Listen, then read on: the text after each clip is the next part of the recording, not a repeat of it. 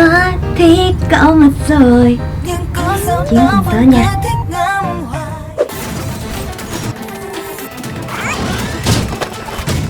Tân thần điêu VNG, kịp lửa tình duyên, chiến động giang hồ, chiến ngay cùng Hansara.